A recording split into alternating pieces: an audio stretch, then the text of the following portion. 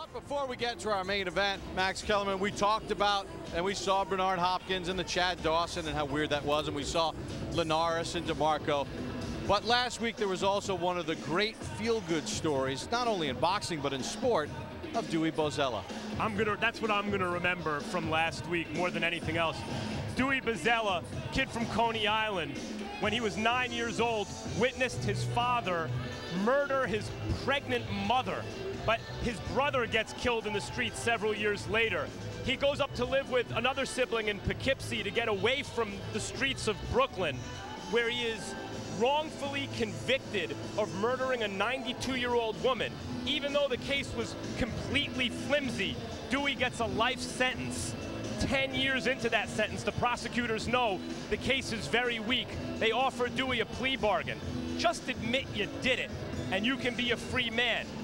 Dewey had too much integrity for that. Crazy. Said, no, I'm gonna prove my innocence. Writes the Innocence Project. All the DNA evidence is gone. Everything's a dead end. They have to drop the case. Keeps writing law firms, I'm innocent, I'm innocent.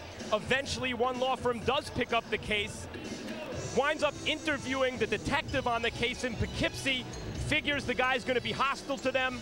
The guy says, wait a minute, goes, gets a file, says, this is the one file I kept in my years as a detective because I always thought someone's gonna knock on my door one day and I'm gonna give this to them.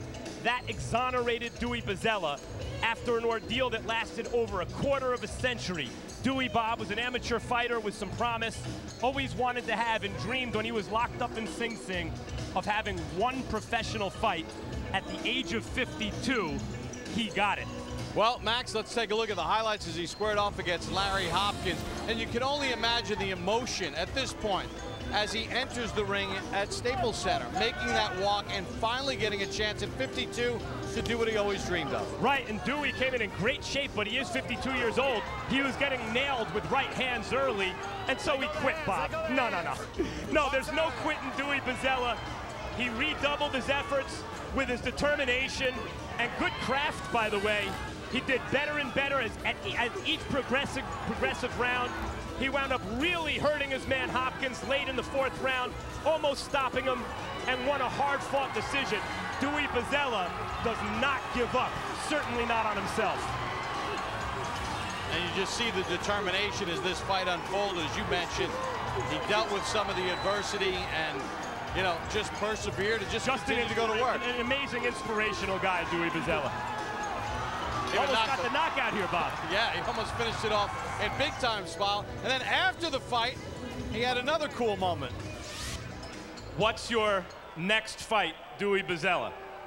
My next fight is to work with kids, you know.